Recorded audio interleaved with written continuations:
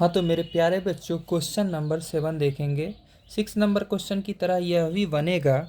अ बस is moving at a speed of 40 kilometre per hour.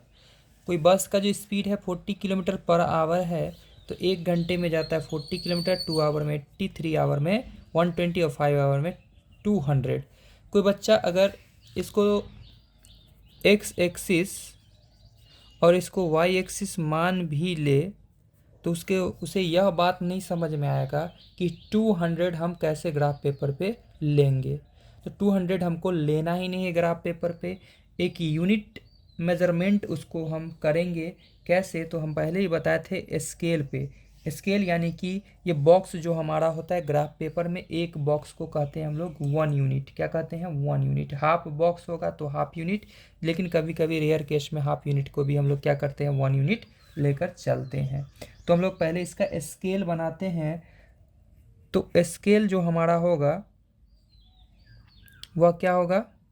तो scale on x axis, scale on x axis 1 unit जो है, 1 unit जो है वह 1 आवर को रिप्रेजेंट कर रहा है, 1 आवर को रिप्रेजेंट कर रहा है। जबकि ऑन वाई एक्सिस बात करें, तो 1 यूनिट जो होगा हमारा वह रिप्रेजेंट कर सकता है किसको? 40 किलोमीटर को, 40 किलोमीटर को। अब देखिए कि 200 डिवाइडेड बाय अगर हम 40 कर दे तो कितना टाइम्स कैंसिल हो जाता है? 5 टाइम्स कैंसिल हो जाता है। यानी कि 200 के लिए मात्र हमें 5 यूनिट लेना पड़ेगा। देखिएगा, समझिएगा, ठीक है। 1 2 3 4 एंड 5, 1 2 3 4 एंड 5। तो ये 1 2 3 4 5 जो लिखे, इसकी जगह पर क्या लिखेंगे? हम इसको लिखेंगे, इस बात को लिखेंगे 40, इस बात को लिखेंगे 80, 120, इस बात को लिखेंगे 160 और यह बात को लिखेंगे 200। कहने का मतलब समझ रहे हैं? 1 यूनिट 40 को रिप्रेजेंट कर रहा है, 2 यूनिट 80 को, 3 यूनिट 120 को, 4 यूनिट 160 को और 5 यूनिट 200 को। ये क्या चीज़ है?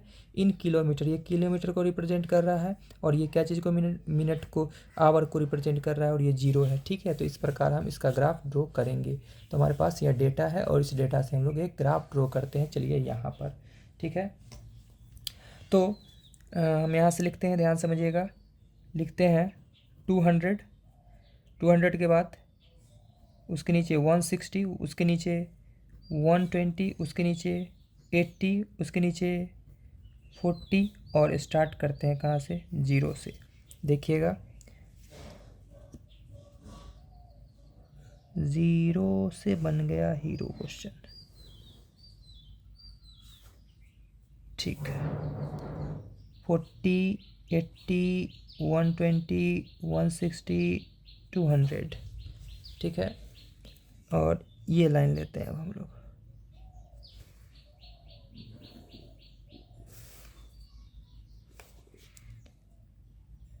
1 2 3 4 5, ठीक है।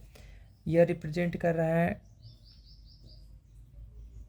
Time in hour, time in hours, ठीक है। ये रिप्रेजेंट कर रहा है distance in kilometre, distance in kilometre, यह डिस्टेंस इन किलोमीटर को रिप्रेजेंट कर रहा है। अब देखिएगा, टाइम 1 आवर था तो डिस्टेंस कितना ट्रेवल किया है? 40। टाइम 2 आवर था, डिस्टेंस कितना ट्रेवल किया? 80। टाइम 3 आवर था, डिस्टेंस कितना किया? 120। सामने देखिएगा, टाइम 4 आवर था, डिस्टेंस कहाँ तक गया है? 160, ठीक है। ये गया है, लेकिन हम लोग को इसमें रिप्रेजेंट क्या करना है? देखिएगा, टाइम कितना गया? 1 आवर तो गया 80। टाइम गया कितना? 2 आवर तो गया कितना? ठीक है। टाइम 3 आवर तो गया 120। टाइम 5 आवर के लिए हमको बोलना है, तो 5 आवर के लिए ये ऑटोमेटिक 4 आवर में देखिएगा आप कहाँ दिख रहा है? 160। ये डॉट लगाने की आवश्यकता नहीं थी, ये हम बाय मिस्टेक कर दिए हैं। तो इसके लिए हम लोग एक लाइन ड्रॉ कर दिए। यही हमारा ग्राफ हो गया। इस कोऑर्डिनेट को लिख देते हैं 1,40। इस कोऑर्डिनेट को लिखते हैं हम लोग 2,80। इस कोऑर्डिनेट को हम लिखते हैं 3,120 और इस कोऑर्डिनेट को हम लिखते हैं 5,200।